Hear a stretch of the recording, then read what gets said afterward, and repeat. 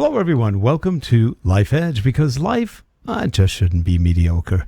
I am Rick Zanotti, and I'm joined today by my good friend and co-host, Dr. Susan Nash. Susan, how are you? Good. I'm really glad to be here, and I'm glad that we have a guest who has survived a hurricane. Yeah, that's nothing like being right at that edge of that hurricane. Not fun. And in the studio, we've got Harold Muliati. He's our video producer. He's frantically switching and making sure that the internet doesn't collapse around the universe. So, our guest today is a good friend, somebody who writes wonderful books and co-writes books. And in fact, he just came out with his own book, so can't wait to read that one. It's John David Mann. He is joining us from somewhere in Central Florida, where he, like we said, he just missed a hurricane. Here we go.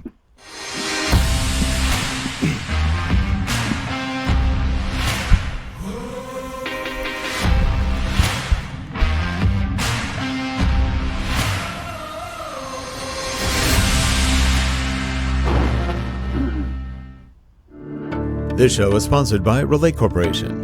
Digital learning development, media development, corporate video, management consulting, and more. Visit us at www.relate.com. Thanks. And we are back, and in that center position of power, as we like to call it, we've got John David Mann. How are you, John? I'm excellent. Thank you so much, Rick. You're just enjoying that power, aren't you? Totally, yes. I'm in the seat of power, riding the edge of the hurricane, which I think I've been doing my whole life. Yeah, forget the eye of the hurricane. Be on that edge. On the edge, man. Well, that's perfect, because you're on Life Edge today, so that's an edge. What do you think? So, John, you have been a busy camper.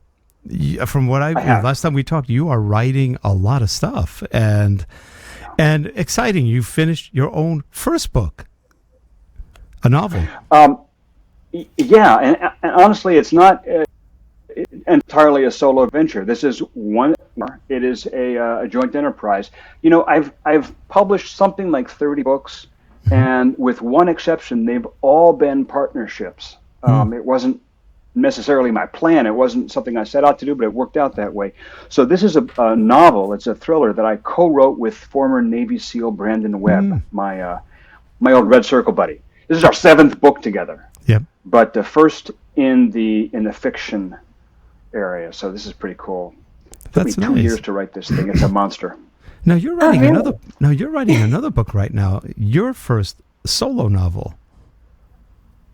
No. Sorry. Misunderstanding. The novel. I wrote that with Brandon. That is the one. Okay, enterprise. Great. Yeah. So the novel is written. It's in production now. Bantam Books. And we sold that in a 2-book deal. So actually, right now I'm working on the sequel. Oh, that's great. So I have moved over and become officially a novelist. That is great. My mother would be so proud. Well, congratulations. Bantam, that's really great. So like what? I mean, and so clearly they're going because I think it's going to have a massive audience. It's one that people will read and not be able to put down. So what are some of the things that happen in your novel? So it's interesting because, every book is a story, whether it's like The Go-Giver, a simple parable like The Recipe, the book that Rick knows so well, or, even a nonfiction book like a how-to book, it still tells a story. Every book tells a story. But this has been my first chance to fully develop, a novel-length story. And the setup is a disgraced Navy SEAL ends up stalking a serial killer on an aircraft carrier in the middle of the Pacific Ocean. You can call it a locked room mystery, but the room in this case is a 6,000-person ship that's the size of the Empire State Building, turned on its side, floating in the middle of the Pacific. So that's the setup. But I've already said too much. Yeah, that sounds fun. But what makes it suspenseful? I mean, I know that the intellectual thing, but I mean, it's usually the characters that hook people in. So what makes these characters so interesting? Yeah, so there are a few things. One is that the SEAL himself is being recalled from the field in a vague cloud of of disgrace over some unnamed possible war crimes. There's something going on there. We don't know exactly what it is. And to some extent, he doesn't even know exactly what it is. So he has a kind of strange and vague, very recent past. And he also has some memory lapses that are unaccountable for. And so there's stuff going on with him. And then, of course, there are people dying on this ship, and nobody knows why. So lots of room for... I like that kind of story. Does he have memory lapses while people are dying? Just wondering. Can't say. I've already said too much. He said too much. Okay, the next question is, what's the ending? How does it end? Yes. In the end, he starts a new business. No, that's a different book. My wife is really bizarre. My wife goes to a store, picks up a book, reads the ending, and if it's good, she'll buy it. I'm going, this is insane. And that's how she buys books. It's just bizarre. It's like you came from the bizarre. I don't think she's alone. No, I guess not. It's like, but... You know what's so funny, Rick and Susan, we haven't talked about the Go-Giver books with you, but, you know, in a way, the Go-Giver is a mystery. And every Go-Giver book is a mystery in the sense that, there's this protagonist who wants something, and there are forces arrayed against him or her or them, and there are characters who are not quite what they seem, and there are twists and turns, and there are surprises. I always had so much fun kind of planting little surprises because, not only because it's fun to read, but because life is that way. And I'll give you an example. I think I've said this to Rick before. I was having this great career, at least in my mind. I was all set up to have this great career until Bob Burg came along and ruined it. I was going to be a screenwriter, man. That was my deal. That was my plan. I was all set to be a Hollywood screenwriter, and Bob came along. Could you write this book with me? And I was like, I don't have time for this book. The Go-Giver, my marriage, my wife, all of the very best things in my life that have happened to me, none of them were my plan. All of them came out of left field. All of them were surprises to me. So, you know, people say that stuff that happens in a novel could never happen in real life. I don't agree. You know, actually, our lives are all like novels. They're all like mystery stories. They're all like adventures. And that's one of the reasons that we resonate to a great novel. It's like a great life. I mean, it's a little stylized, it's a little condensed, or it's a little exaggerated, or whatever. But really, it is a reflection of our lives. I think we all live mysteries, and the mystery is, who are we? Why are we here? What does it look like? So, it's so true. And what I think is so fascinating about what you're saying is that we're told just exactly the opposite. You know, go on a path, hedge your bets, practice daily risk management in terms of what you're going to do, as though you could predict the future, and as though there weren't many changes. But now we're finding that now it's all about resilience and agility. And in other words, you can't really plan for anything except like being quick on your feet. Well, you know, I've been reading this a lot lately. I don't know why, but this keeps coming up in things I've been reading, and that's, God doesn't give you what you want; He gives you what you need. And I was going, you know, I never really thought I understood that. I think I'm getting it.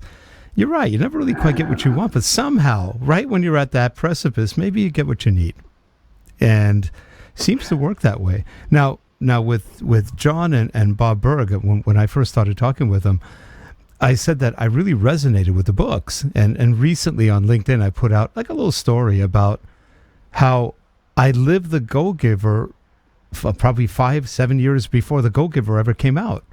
No, actually more like 15 years before the Go-Giver came out. And when I read the Go-Giver, it was like deja vu. I go, my God, I've lived this. And it was such a resonating feeling. It defined what I went through, which I never really realized what I had gone through. And it was just really a fascinating experience. It's kind of like a reverse reincarnation, if you will. It was really bizarre. But it's like, I've lived this story. We've heard that a lot. I mean, not that. Your story is a really dramatic example of the principle you're talking about. But what Bob and I have both heard a lot of is people, or let me put it this way.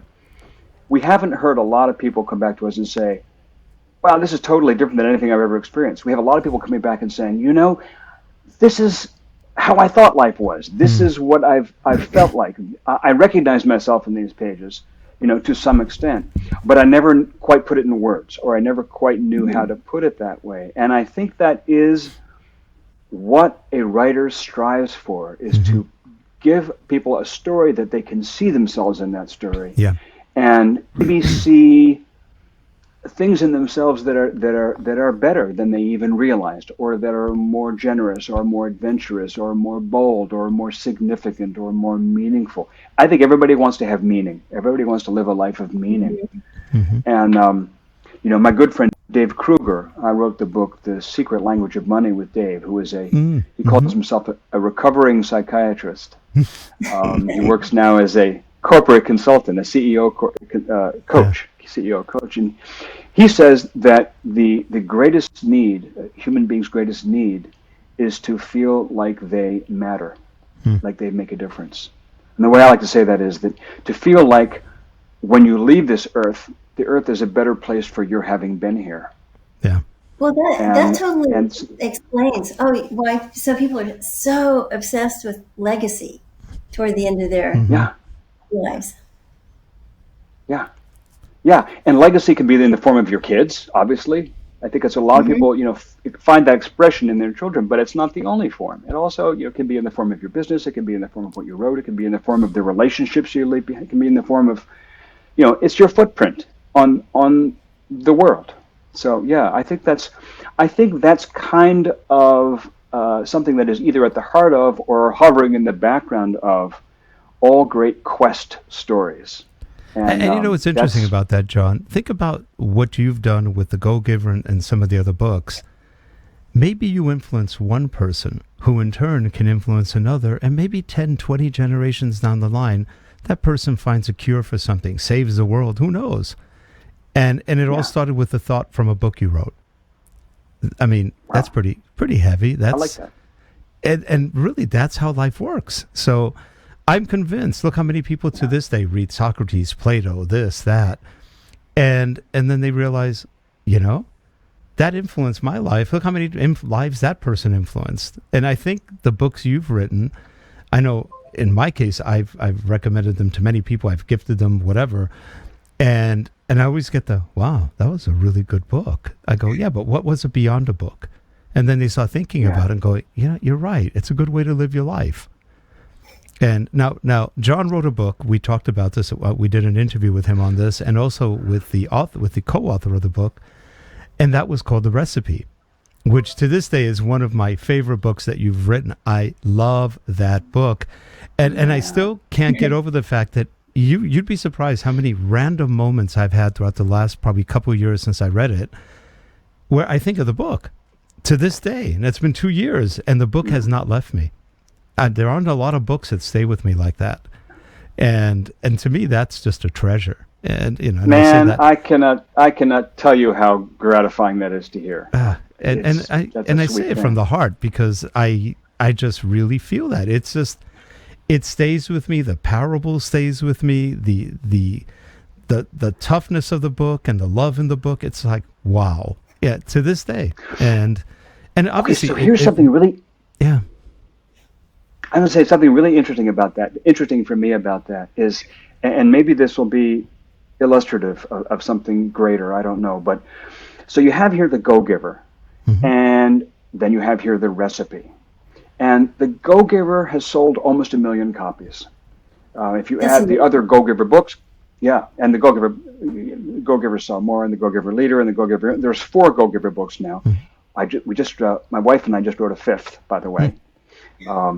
Not coming out for a year still, called The Go-Giver Marriage. So that's going to be another piece of the Go-Giver pantheon. But so the Go-Giver books in total have sold, well over 1 million copies. The Recipe has probably sold 1,000, 1,500.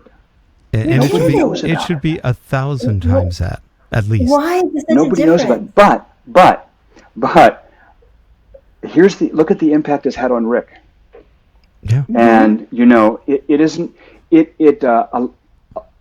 only of the 30 books or so that I've published, honestly only a handful have been commercially successful and have been financial windfalls for me in the sense that my goal, my business model is to support my wife and myself, support our family through residuals, that's royalties, from sale of books that I've written. And that's been a slow build of building that. I'm just talking about the business end of things here. This is like if you're an entrepreneur and you start a business, you want to be living off the income that business generates. That would be your goal financially. And as every entrepreneur knows, you might have a couple of businesses that flop. You might have businesses that just break even. Sure. You might, if you're fortunate, have one business that clicks and it actually generates enough income that you can live on, and then you're self-sustaining. And that's fantastic. That's the financial goal. Mm-hmm. I have a few books that have generated an actual ongoing income flow over the years. Go-Giver certainly being one of them. Most of the books I've written, commercially speaking, are flops, in the sense that they have never generated a financial stream beyond whatever advance I got paid before writing them. On the other hand, artistically, creatively, and humanly speaking, in terms of their impact on the world around me, they're all successes. Yeah. They're all gratifying. Well, and if a book like The Recipe makes a difference like that in Rick's life and the people that Rick touches, maybe that'll be the book that 5 generations from now has had a bigger impact on the world than the Go-Giver. You never know. Who knows? You never know. It's what we do. Every gesture, every act. Yep. It's that stream of life, all those choices we make and all those people we touch or influence. And I read the pre-production copy. You were kind enough to give me a pre-version of it right before it printed. Yes. And I devoured it. I think within 2 days, and that's with work and everything, I finished it, and I was just blown away by the book. Not only that, and I think I told you this, I think he had me crying twice in the book, and I was going, wow, I don't cry in a lot.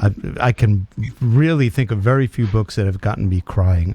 I've gotten a couple that made me tear up a bit, but I was actually just like, wow, I was touched in many ways. And it's not like I was looking to be touched. I was sincerely touched. It's, I'm pretty jaded by a lot of things. I read a book, it's like, let's see what's in this book.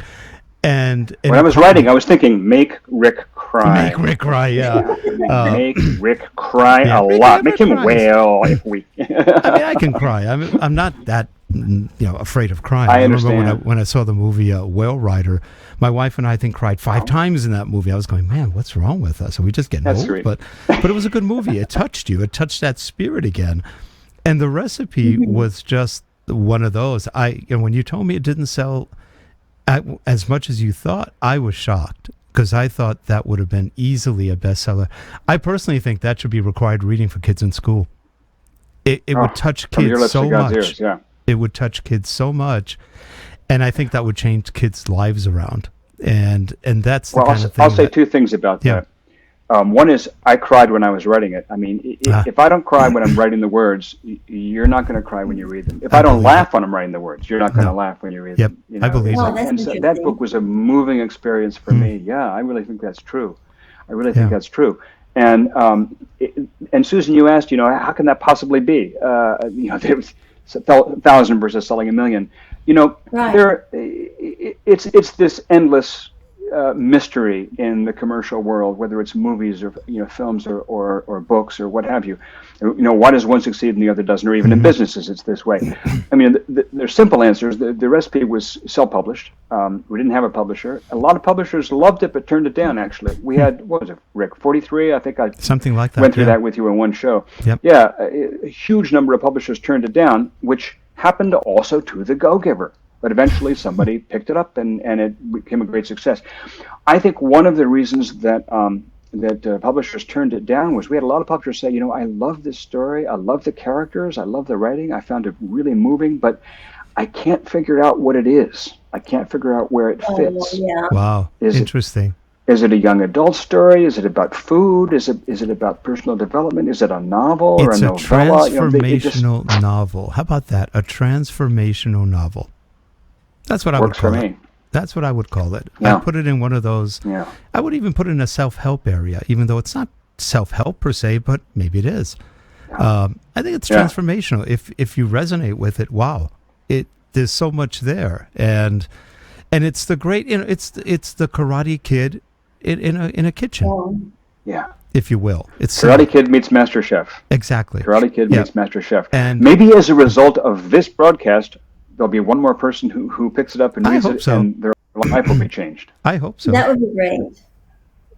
Yeah. Well, it's Call us, tell us. But, it's fascinating. I was thinking about the 19th century author Mary Elizabeth Braddon. She was a big deal in England when she wrote like 80 books, and she was a sensation writer. She wrote Lady Audley's Lover, and just like these creepy books like Wilkie Collins, where there's always some secret. I love them. But then the latest one I just read is The One Thing Needful, and what that is love. But it was it's the protagonist. It's almost a Cinderella story, because the protagonist is like this really young girl who ends up kind of being kind of the rejected little girl in a big house where she has access to Greek and literature, Greek and Latin, and she becomes obsessed with that. And so I found the whole thing really exciting, because here's a protagonist who's not particularly beautiful, but she's really, really studious, and people love her for her mind. And at the end, she has a really happy ending. So, but it's all because she studied, and it was her mind, and she was essentially good and giving and caring, and I like that. Now, John, I love it. Yeah. Now, John, you actually started out as a classically trained cellist, correct? Yes. Now, wow. I have a theory about you. So I'm gonna lay my theory out now. Cellist and composer, I'd have to say, because I was composer was my first career plan, really. But go ahead, and cellist, yeah. A cellist. The cello, to me, is an instrument that really touches the spirit, like no other. There is something in the cello that it just tugs at the spirit. It has a harmonic frequency that resonates with the human spirit, or with the human consciousness, in a way that no other instrument does. At least I can't think of any other instrument that's even close. Maybe oboe, but no, not really. It's the cello. It has just a special touch, and that in your case, that frequency, that cello, came out as a writer. I do think that the frequency of what you write is very similar to the frequency of what a cello can produce. I was thinking about that. Seriously, about a couple of weeks ago, I was thinking about you and the cello, and I went, that's kind of how you turned out as a musician. You're still a musician. It's just that your notes are now words. Same thing. I never thought of that. That's I didn't so either until 2 interesting. weeks ago.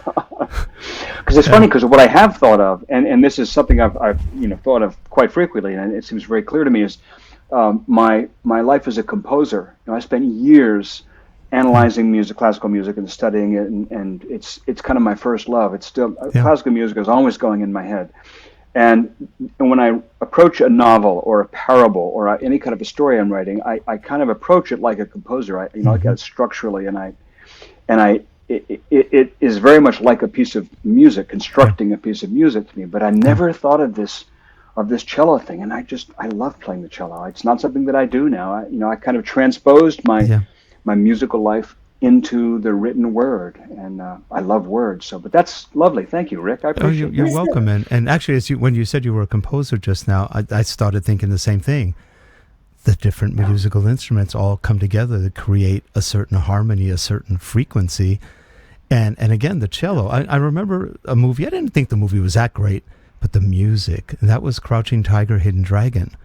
The cello in that movie made the movie. Without the cello, big deal. Another stupid kung fu movie.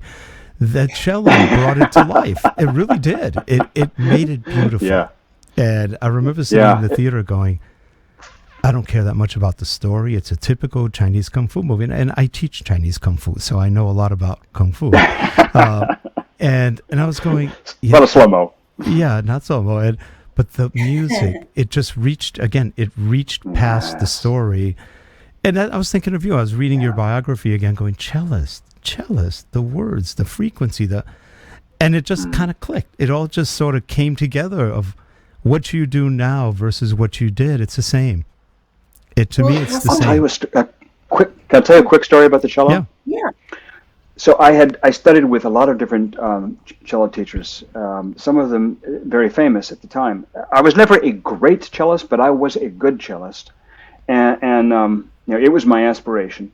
And I studied with a number of different cello teachers, just single lessons. I had single lessons with probably half a dozen world famous cellists, and then I had one who was my teacher for years and years. But this one guy, I had a lesson from George Neikrug. I had a lesson from him in I think it was Cambridge, Massachusetts, single lesson. And I went in. I don't even remember how I got the lesson. I was like in my late teens, early 20s, and I brought in my cello. I sat down in his living room. I sat up, and he said, "No, what are you going to play for me?" And I said, "Haydn Concerto, C major." He says, "Okay, go." So start. So I sat down and I played the first. I was all prepared to play the whole. So I played the whole first movement. I played the whole, probably the first third of the movement, the exposition. And he said, "Stop." Okay, great. Now go back to the beginning. Play it again. So I started again. Stop. Play it again. Okay. Stop. I don't know what he's stopping me for. Again. No, stop. He stopped me like 6-7 times. These first, 10 notes or something like that. And he says, "Sing it for me." I said, "I can't sing it. I can play the cello, but I don't have much of a voice. Just put the cello down and just sing it to me." So I put the cello down and I went, dum, da, da, da, da, da. He said, "Okay, do that. Now, do that." So I took the cello and I went and I played it. Dum, da, da, da, da, da, dum. He said, "That's it."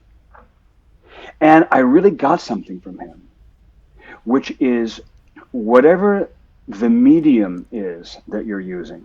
If you're using words, if you're using a blog, if you're using a podcast, if you're using a podium, from stage, if you're using a business, but whatever the medium is, whatever your clay is that you're molding to talk to people, it's not the medium, it's not the words, it's you. Mm-hmm. It's you. That experience was probably a little bit behind that fourth lesson in The Go-Giver when Joe attends the talk by Deborah Davenport, and she talks about her dismal career as a real estate salesperson for a year, and at the end she's miserably failed for a year, and at the end she's about ready to give up, and she just says, "Forget all the techniques I learned," and she just goes and has a good time with a customer, and the customer buys the house. And the lesson of it was that she was just being herself. Mm-hmm. She wasn't getting lost in the techniques of it. So I think that's a big part of what's at the heart of good writing, is learning how to not get stuck in the web of words and kind of let your heart show through, let you show through. And so when you say cello in the words, it's gratifying because it brings me back to that lesson. Well, I was just thinking, I played the piano and violin for a long time. In fact, I could read music before I could read words, which is kind of weird. But anyway, oh wow! But at any rate, That's fantastic. But what happened is that I remember I would, sight read something, but I would be reading the music, or playing, Yes. and not actually listening. And so I would be so caught up in thinking about the technique that I wouldn't really think of the expressivity. And that so what you were saying just really resonated with that. And what helped me actually listen is when I did a lot of accompanying when I was in college. And that helped because I'd listen to them instead of just listening to myself. Yeah. I used to do public speaking. I don't do it currently, but I used to do that a lot. And I remember when I was coaching speakers, one of the things I coached was when you stand up in front of a group of people, it's really easy to get caught up in thinking, how do I look? How am I coming across? Yep. What am I going to say now? How is it going to sound? And I've been there. And my remedy for that was to stand there and think, who are all these people?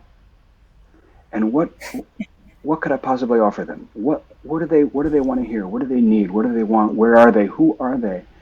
And focus not on the me of it, but on the what can I give them? What can I give them? Oh, nice. And I think that's similar to what you're saying, Susan, in relation to, you can be reading the notes, or you can be hearing what's going on.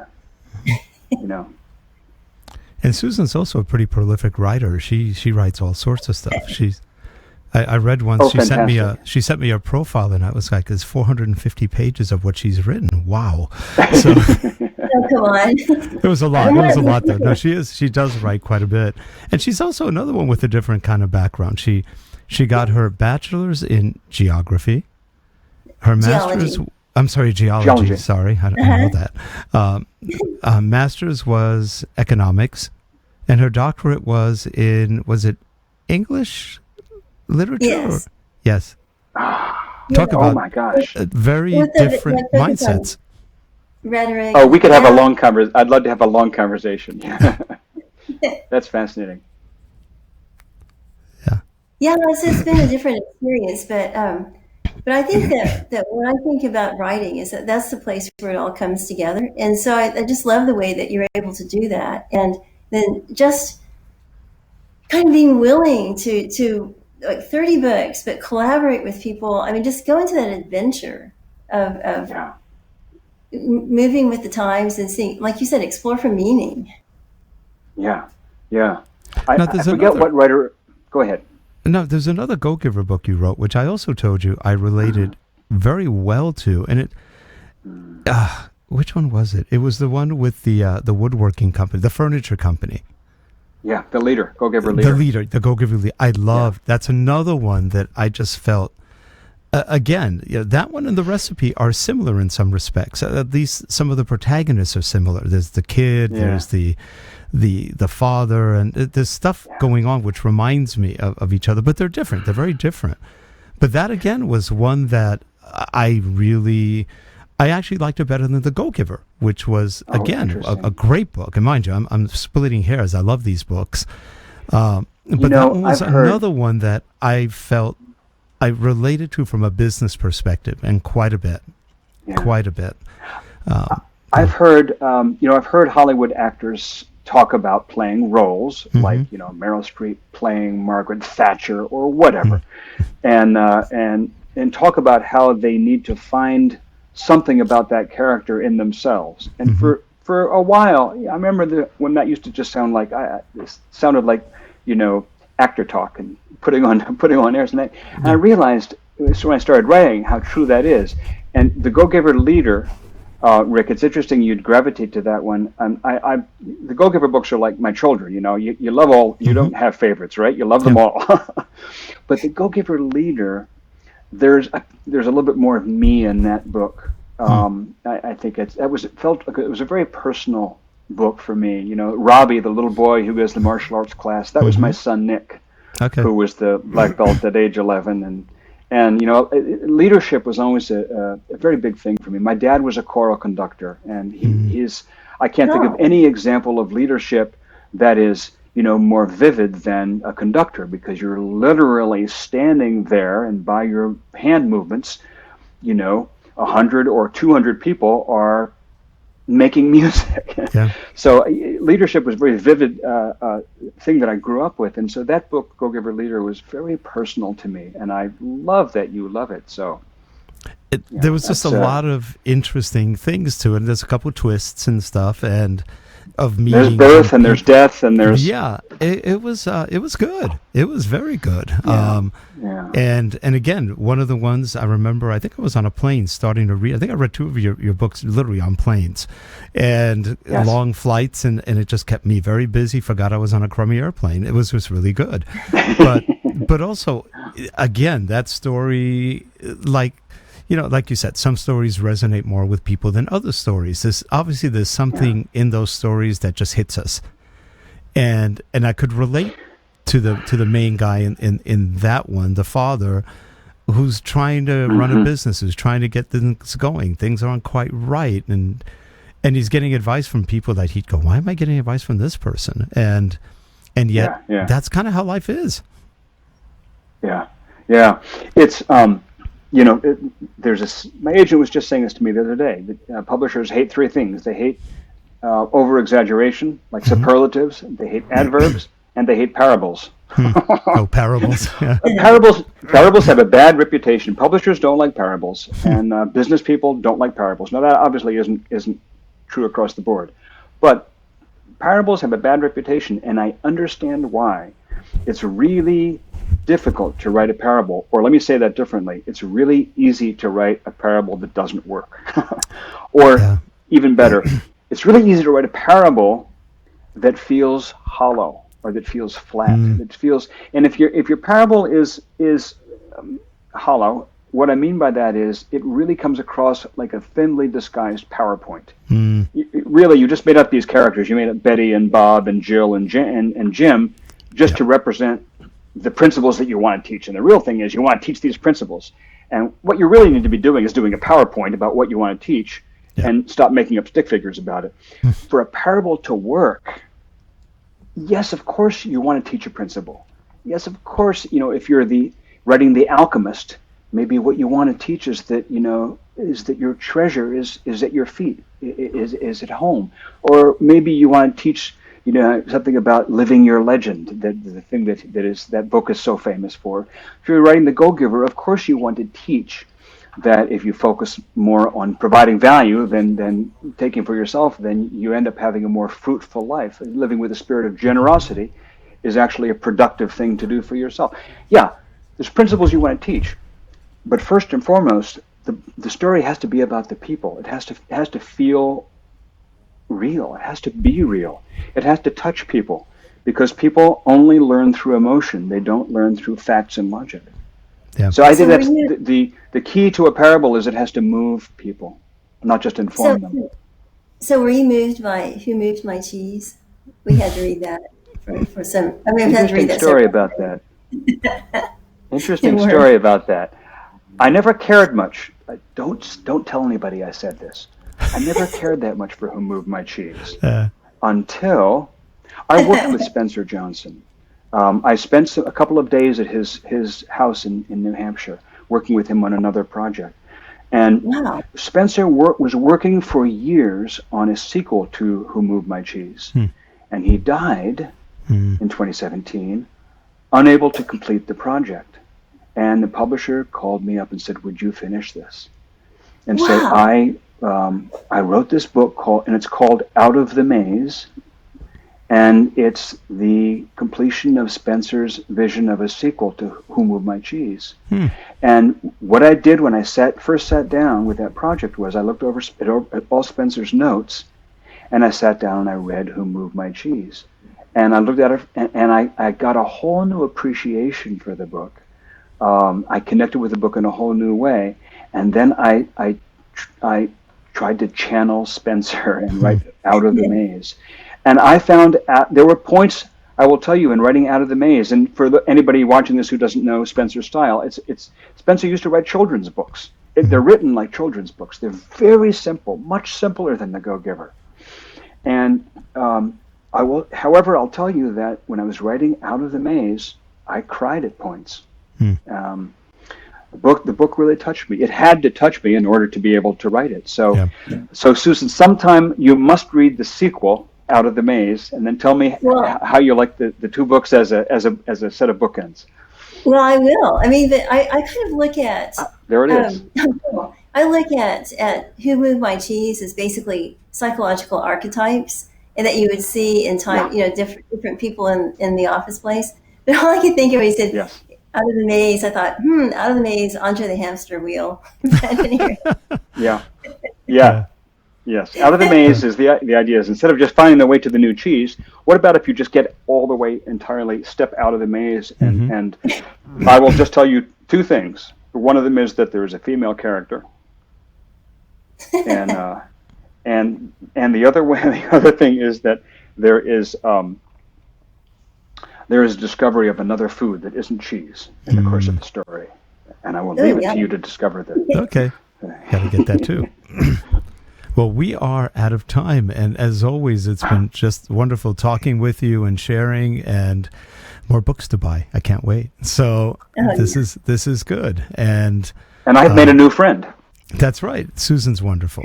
Oh, no, you are. You are.